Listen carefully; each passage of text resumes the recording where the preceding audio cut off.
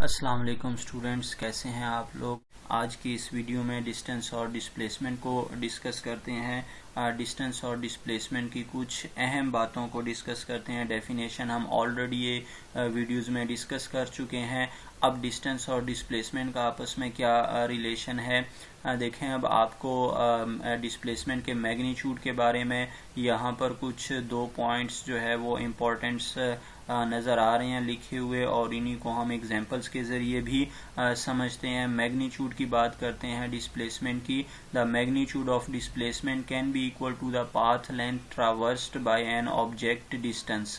यानी कि आपको क्या कहा जा रहा है कि जो डिस्टेंस और डिस्प्लेसमेंट का आपस में क्या रिलेशन हो सकता है, यानी कि जो डिस्प्लेसमेंट है that may be equal to distance. Displacement आपके पास डिस्टेंस के इक्वल हो सकता है, लेकिन किस केस में डिस्प्लेसमेंट डिस्टेंस के इक्वल होगा? जब आप बिल्कुल टोटली जो है वो स्ट्रेट लाइन मूव कर रहे हो, तो उस केस में डिस्टेंस और डिस्प्लेसमेंट आपस में सेम होते हैं, यानी कि हम उनको सेम कंसीडर कर रहे होते हैं। उसकी मैग्नीट्यूड जो डिस्प्लेसमेंट की है वो सेम होती है। जैसे अगर मैं आपको कहूँ कि ये आपके पास दो पोजीशन है A to B, और आपको मैं पाथ भी बता दूं कि ये पाथ बिल्कुल ये इस तरह स्ट्रेट है और आपने A to B ट्रेवल करना है, तो ऑब्वियस बात है यही आपके पास डिस्टेंस है, क्योंकि कोई दूसरा आपके पास लॉन्गेस्ट पाथ नहीं है।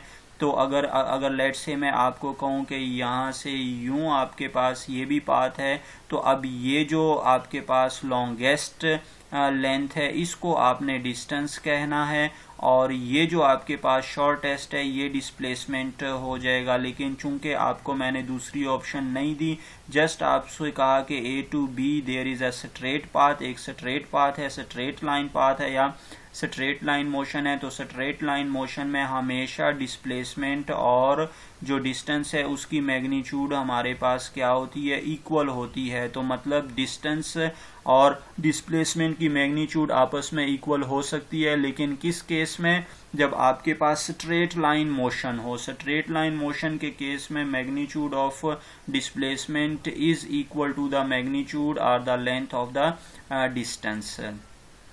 अब दूसरा पॉइंट क्या यहाँ पर लिखा हुआ है? The magnitude of a displacement for a course of motion may be zero. अब पहले में हमने बात की कि जो आपके पास magnitude of displacement that may be equal to the distance or the length of the path traversed by an object, but in second point we are discussing about the displacement magnitude which may be zero, but in what case it may be equal to zero, but the corresponding path length distance is not zero. We are discussing that in this case displacement is zero, but the distance is not zero. Distance zero नहीं है, लेकिन displacement zero हो सकता है।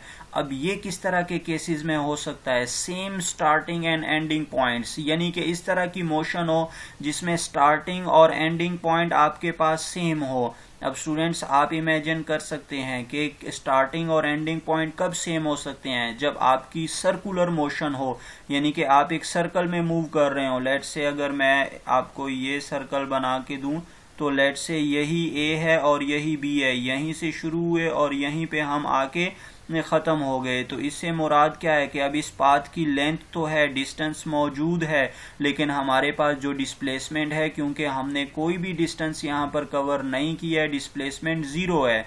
Distance zero cover किया यहाँ से यहाँ तक आते हुए। तो ये आपके पास इस तरह का केस है कि जहाँ पर हम डिस्प्लेसमेंट को क्या कह रहे होते हैं? हमारे पास डिस्प्लेसमेंट जो है वो ज़ीरो होता है, लेकिन डिस्टेंस की जो है वो कुछ ना कुछ वैल्यू यहाँ पर मौजूद है, क्योंकि हमारे पास जो डिस्प्लेसमेंट है वो इस केस में ज़ीरो है, क्योंकि हमने क्या बात की हुई है? Shortest distance between point. तो अगर यही आपका स्टार्टिंग पॉइंट है, यही आपका एंड पॉइंट है, तो इसका मतलब आप इसी पे ही खड़े रहें और आप मूव ही ना करें, तो इसका मतलब कि आपके पास डिस्प्लेसमेंट जो है वो क्या है? वो ज़ीरो है। अगर यही लेट से यही पॉइंट कहूँ मैं कि ये आपके पास A स्टार्टिंग भी है और ये B फाइनल पॉइंट भी है, और आप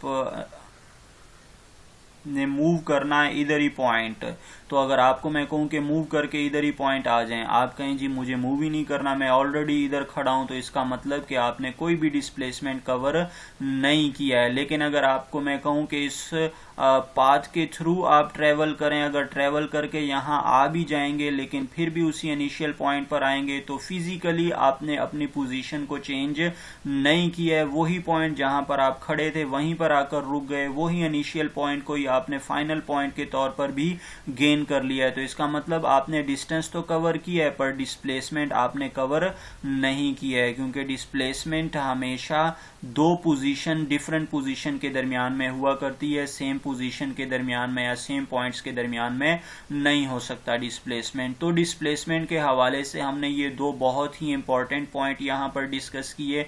दोबारा हम इसको रिपीट कर लेते हैं कि जो मैग्नीट्यूड है डिस्प्लेसमेंट की आपके पास, वो कभी कभी जो है वो लेंथ के वो डिस्टेंस के इक्वल भी हो सकती है। किस केस में कि जब आपके पास स्ट्रेट लाइन मोशन हो, और दूसरी जो बात हमने डिस्कस की कि मैग्नीट्यूड ऑफ डिस्प्लेसमेंट में भी जीरो, डिस्प्लेसमेंट की मैग्नीट्यूड जीरो भी हो सकती है लेकिन डिस्टेंस की जीरो ना होते हुए, यानी कि डिस्टेंस के जीरो ना होते हुए भी डिस्प्लेसमेंट जीरो हो सकता है। अभी हमने इस पे बात की कि अगर आप इस तरह कर्व्ड सर्कुलर मोशन में, कर्वीलिनियर मोशन में आप बात करें कि आप कर्व बना रहे हो, इनिशियल पॉइंट भी वही हो, फाइनल पॉइंट भी वही हो, तो इस केस में हमारे पास लेंथ की वैल्यू यानी कि डिस्टेंस की वैल्यू मौजूद होती है, बल्कि डिस्प्लेसमेंट जीरो हो जाता है। उम्मीद है ये दोनों इंपॉर्टेंट पॉइंट्स आप लोगों को समझ आ गए होंगे। तो हमारे चैनल को लाइक करें, सब्सक्राइब करें और दोस्तों के साथ भी शेयर करें, और कमेंट करना भी ना भूलें, और घंटी का बटन भी दबा दीजिए। अल्लाह हाफिज।